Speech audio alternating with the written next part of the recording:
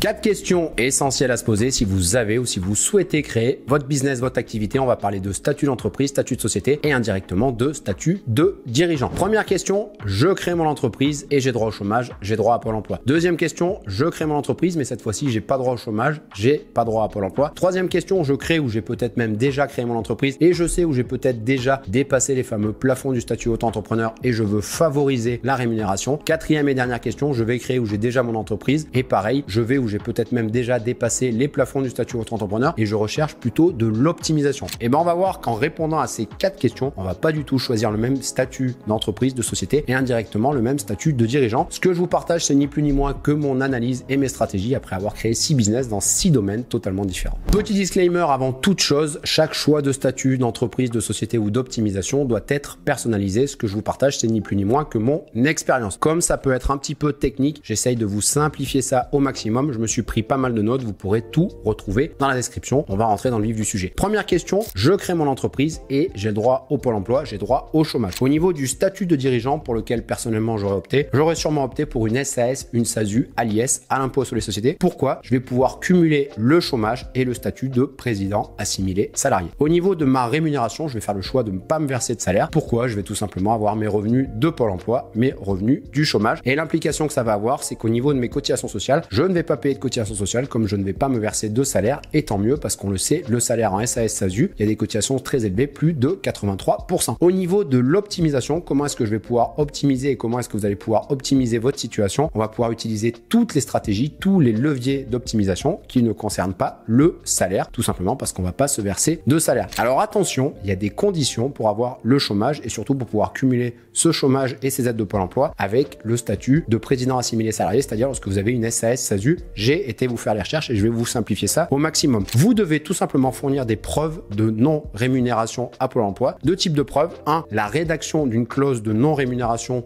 dans les statuts, dans vos statuts, ou alors fournir un procès-verbal qui atteste la non-rémunération avec l'apparition de cette mention privation de rémunération. Ce que je vous conseille, et c'est ni plus ni moins que moi ce que j'aurais fait à titre personnel si j'avais créé une SAS, SASU en bénéficiant du chômage, malheureusement j'aurais sûrement jamais le chômage dans ma vie comme j'ai toujours été indépendant. Vous pouvez vous verser des dividendes. Pourquoi? C'est tout simplement des revenus du capital et non des revenus du travail. L'implication normalement c'est que Pôle emploi n'a pas accès ou en tout cas n'est pas en mesure de contrôler ce type de revenus. Mais le conseil que je voulais vous donner et ce que j'aurais sûrement fait, c'est de tout simplement demander à votre agence Pôle emploi si vous pouvez toucher des dividendes en même temps que vos aides au retour à l'emploi, en même temps que votre chômage, en même temps que tout simplement vos aides de Pôle emploi. Première question, on l'a vu, je crée mon entreprise et j'ai le droit à Pôle emploi. Eh bien, personnellement, j'aurais sûrement opté pour une SAS, SASU, à l'IS sans me verser de salaire, en bénéficiant éventuellement de dividendes et surtout en bénéficiant toujours à taux plein de mes aides de Pôle emploi, de mes aides du chômage. Deuxième question, je crée mon entreprise mais cette fois-ci j'ai pas droit à Pôle emploi, j'ai pas droit au chômage. Au niveau du statut de dirigeant que j'aurais sûrement choisi, j'aurais sûrement opté pour une auto-entreprise. Petit rappel, l'auto-entreprise c'est ni plus ni moins qu'une entreprise individuelle au régime micro-social et ou micro-fiscal. On va revenir sur le micro-fiscal. J'ai fait une vidéo entière sur le statut d'auto-entrepreneur. Ce qu'il faut retenir, c'est que vous allez pouvoir être soit en achat-revente, soit en prestation de service. Et dans le cas de la prestation de service, on va avoir par exemple des plafonds de 77 700 € de chiffre d'affaires au moment où je fais cette vidéo annuel à ne pas dépasser. Alors oui, on peut dépasser ces plafonds, on peut même les dépasser pendant 2 ans. L'inconvénient, et moi je trouve c'est un inconvénient majeur, c'est que si vous les dépassez pendant 2 ans, vous pourrez plus opter pour cette auto-entreprise, pour cette entreprise individuelle en optant pour le régime micro encore pendant 2 ans après. Donc moi je conseille pas forcément de le faire, mais oui, vous avez le droit. Au niveau de l'impôt sur le revenu, vous allez avoir droit au prélèvement libératoire de l'impôt sur le revenu sous condition. Je vous ai fait les recherche des conditions. Et au niveau des cotisations sociales, vous allez avoir droit à l'ACRE,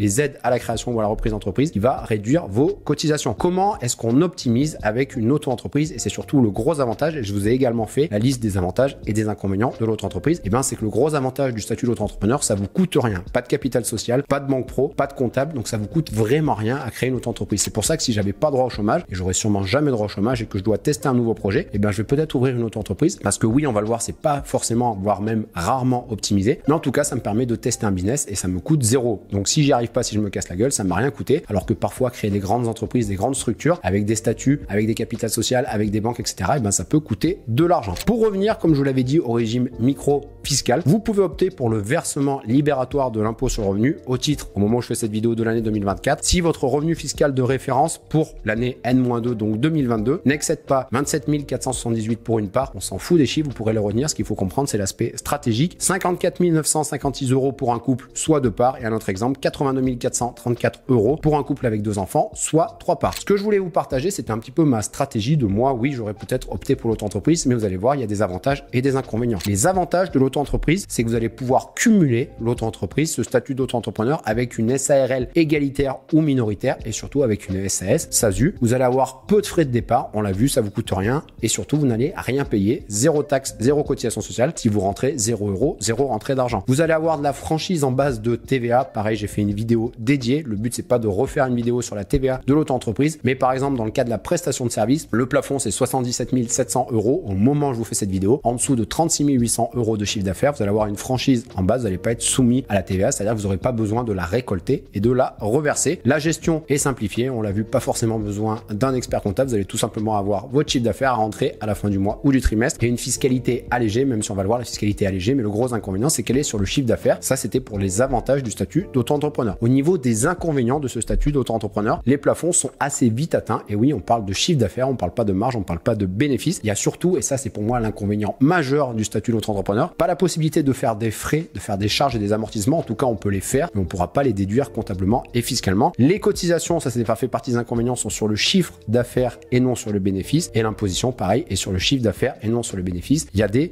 abattements. Vous allez sûrement me dire, Quentin, tu nous dis que si tu as droit au chômage, tu vas plutôt te mettre en SAS, SASU, à l'IS, et si tu n'as pas droit au chômage, tu vas te mettre en autre entreprise. Mais je vais vous partager aussi quelques pistes de réflexion, notamment si vous avez pas mal de frais, charges, amortissements, les autres statuts pour lesquels vous pourriez opter et éventuellement leurs inconvénients. C'est sûr que si j'avais un business avec beaucoup de charges, frais, amortissements, j'aurais sûrement pas opté pour l'auto-entreprise, mais c'est vraiment un cas général, c'est l'aspect stratégique qui nous intéresse. Donc si j'ai pas mal de frais, charges, amortissements, peut-être que je vais me mettre en SARL, EURL. Inconvénient, il y a des cotisations sociales minimum. Je peux éventuellement aussi, plutôt que de me mettre en auto-entreprise, garder cette entreprise individuelle, mais cette fois-ci me mettre au régime réel. Inconvénient, il n'y aura pas de pilotage de rémunération possible. Les cotisations vont être directement, ainsi que l'impôt sur le revenu, calculé sur vos revenus. Et vous pourriez éventuellement vous dire, on en entend souvent parler, je vais me mettre en SAS à l'IR. Moi, la SAS à l'IR, j'en suis pas forcément fan, mais ça peut être une très bonne stratégie. L'inconvénient de la SAS à l'IR, aucune cotisation sociale ou retraite, sauf si versement de salaire, mais ça va être très élevé. Donc c'est pour ça que je suis pas un grand fan de la SAS à l'IR et que si je devais remonter un business, si j'avais pas droit au chômage, sûrement que je me mettrais en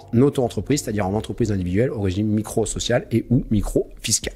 Troisième question à se poser, je dépasse ou je vais dépasser ces fameux plafonds du statut d'auto-entrepreneur et je recherche plutôt de la rémunération. Dans ce cas-là, le statut de dirigeant pour lequel j'aurais opté, j'aurais sûrement opté pour une SARL EURL en ayant le fameux statut de TNS, travailleur non salarié, c'est-à-dire d'indépendant. Au niveau des cotisations sociales, je vais payer 45% de cotisations sociales pour ma rémunération de gérance, c'est l'équivalent du salaire. C'est toujours mieux, on l'a vu, que les 83% justement des salaires de la SAS SASU. Comment est-ce que je vais pouvoir optimiser? On va pouvoir utiliser tous les leviers d'optimisation possibles. J'en ai actuellement trouvé plus d'une vingtaine. Et surtout, il y en a un que vous allez pouvoir bénéficier majoritairement avec ce statut de TNS. Vous allez avoir le statut donc de TNS, travailleur non salarié, et donc vous allez pouvoir avoir accès notamment à la loi et aux contrats Madelin qui sont une des solutions d'optimisation. Alors, je suis le premier, et on en entend souvent parler, où on nous dit, voilà, si vous avez des hauts revenus, si vous avez un gros chiffre d'affaires, pas mal de marge, c'est super intéressant de se mettre en SAS pour se verser des dividendes, alors que si vous avez plutôt une petite rémunération des petits revenus, c'est plutôt intéressant de se mettre en SARL, EURL. Et je suis le premier à vous dire ça. Et ben, ce que j'ai fait, j'ai carrément été vous faire les calculs entre dividendes de SAS, SASU et rémunération de gérance de SARL, EURL. Et je vais vous donner des pistes de réflexion de à partir de quand ça peut être intéressant, peut-être de basculer soit de SAS, SASU à SARL, EURL, ou alors peut-être même soit de SARL, EURL à SAS, SASU. On va donc comparer pour 100 000 et 200 000 euros à se distribuer entre uniquement des dividendes de SAS, SASU et uniquement de la rémunération de gérance de SARL, EURL. Alors bien évidemment, le but c'est de piloter ça sous forme de salaire, rémunération de gérance et ou dividendes. Mais là, le but c'est tout simplement d'avoir un aspect stratégique et de se poser la question de à partir de quand ça peut être intéressant de passer de SARL, EURL à SAS, SASU ou alors de SAS, SASU à SARL, EURL. Dans notre exemple, pour 100 000 euros, si on se verse uniquement des dividendes à SAS, SASU, on va payer de l'impôt sur les bénéfices. Première tranche, en dessous de 42 500 euros de bénéfices, on va payer cet impôt sur les bénéfices, cet IS, cet impôt sur les sociétés au taux de 15%, et au-delà, on va le payer au taux de 25%. Je vous ai fait les calculs, on va payer payer 6 375 et 14 375 euros d'IS d'impôt sur les sociétés. Il va donc nous rester 79 250 euros à se verser sous forme de dividende et on va faire simple, on va opter pour la flat tax. On va donc payer 23 775 euros de flat tax pour se verser les dividendes. Donc sur 100 000 euros à se verser, uniquement versé en dividende SAS SASU, on va avoir un restant net disponible de 55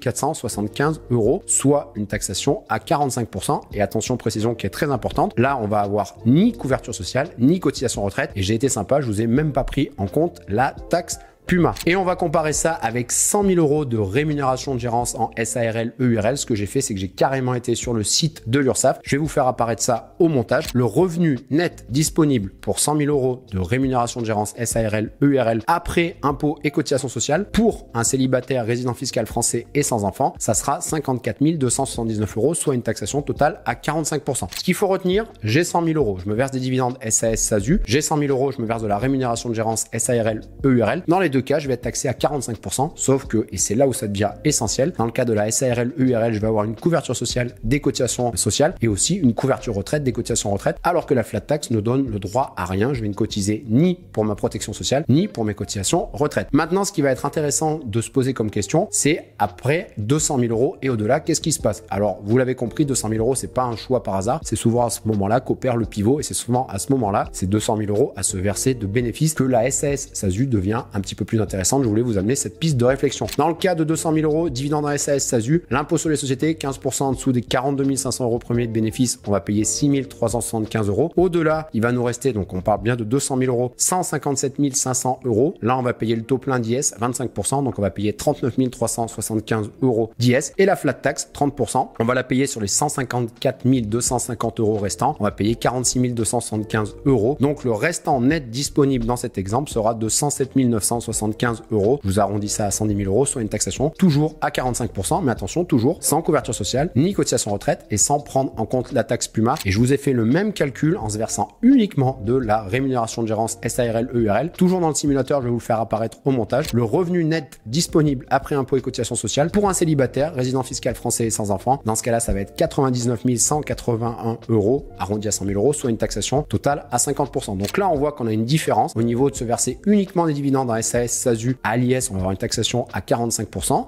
totale, mais toujours sans cotisation sociale, donc pas de couverture sociale, ni cotisation retraite, donc pas de couverture retraite, alors qu'en SARL EURL, on va être un petit peu plus taxé, mais on aura toujours cette protection sociale et ces cotisations retraite. La piste de réflexion que je vous avais amenée, c'est qu'on entend tout le temps dire, et moi le premier, c'est plus intéressant éventuellement de se mettre en SAS SASU pour se verser des dividendes parce qu'ils sont soumis à prélèvements sociaux et non cotisation sociale que la SARL EURL où on va être énormément taxé, notamment sur les dividendes. Et ben on se rend compte que la SARL EURL, ça peut quand même être au niveau des chiffres super avantageux, jusqu'à 200 000 euros à se verser, donc c'est pas rien et je vous souhaite tous de faire bien plus que 200 000 euros. On s'est un petit peu perdu dans les calculs, mais on va quand même revenir à l'essentiel pour répondre à cette question 3. Je vais dépasser les plafonds et je recherche plutôt de la rémunération. Et ben la piste de réflexion que je vous avais amenée, c'est que peut-être jusqu'à 150-200 000 euros, personnellement, j'aurais sûrement opté pour une SARL EURL. Quatrième et dernière question, et pourtant Dieu sait que je suis pas fan de ce type de structure et de ce type de montage dont on entend parler partout et qu'on vous propose, et souvent qui n'a pas forcément lieu d'être. Quatrième question, je vais dépasser les plafonds et je recherche de l'optimisation. Quel statut d'entreprise, quel statut de dirigeant je vais choisir? Et ben on va peut-être éventuellement se diriger vers une holding. Pourquoi? On va utiliser le meilleur des deux mondes, les avantages de l'EURL SARL et éventuellement les avantages de la SAS SASU. L'optimisation, un exemple d'optimisation, la société d'exploitation peut être une SAS qui facture des management fees et la holding peut très bien être une SARL EURL qui va favoriser la rémunération. Les cotisations sociales sont moins élevées et on pourrait éventuellement faire de l'optimisation par exemple avec de la loi Madelin, un des nombreux exemples. La stratégie derrière tout ça, c'est surtout de créer du patrimoine et de faire circuler l'argent entre vos sociétés pour réinvestir. Je le répète, pour moi, la holding française, c'est génial, mais surtout pour faire